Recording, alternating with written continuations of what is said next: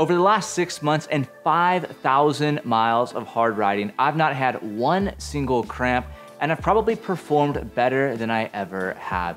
And I attribute that to 5 different supplements that I want to talk about today. The first and most widely used product is called EFS Pro from First Endurance.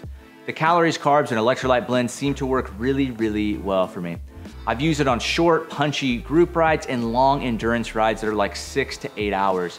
And it's really kept me feeling good, and it seems to fight off the cramps. I literally haven't had a cramp since I've started taking this product. On shorter rides, I'll mix 1 scoop with like a 22-ounce bottle in some nice cold water. The second product is Ultragen. And when I was in France in June, we'd ride like 60 to 70 miles a day with between 9 and 10,000 feet of climbing each day for a week straight. And inevitably, at the end of the day, I'd be in a caloric deficit, and I'd get to the point where I just literally couldn't consume enough food.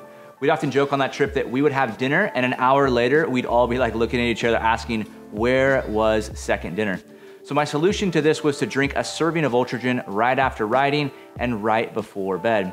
The carbohydrates, protein, and glutamine made up for a lot of the calories I was missing, and it helped me recover and filled up those glycogen storages for the next day. And on a daily basis, it's a solid post-workout blend, and it tastes really, really good, and it mixes really, really well. The third is Amino Energy. Now, I'll do a scoop of this per bottle for just a little bit of caffeine. The flavor is typically really good, and it's just enough to wake me up in the morning and kind of gives me something to look forward to on those early morning training rides. The fourth is OptygenHP, and this one's a little bit harder to quantify because the improvements are really realized over a longer period of time.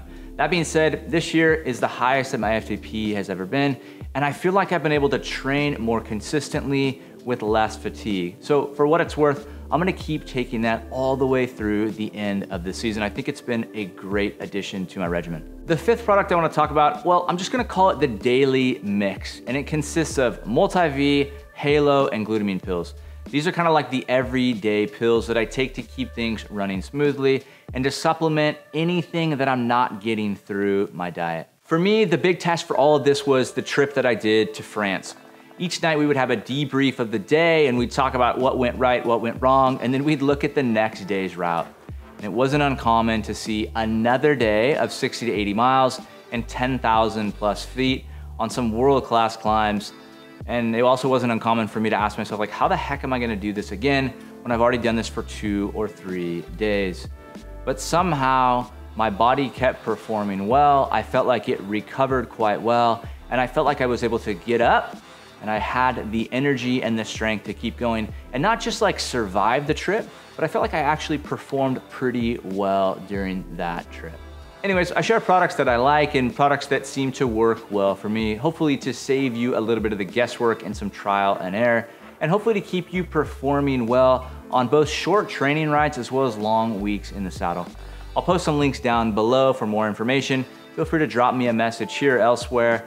And look, in the next few videos, we're gonna talk about wheel depth. I've been riding some super shallow NV 2.3s, the 4.5s, and I've got a few thoughts on them. And then we're gonna talk about the Tarmac SLA. Yes, one of the most controversial bikes out there today. Is it good or is it a total flop?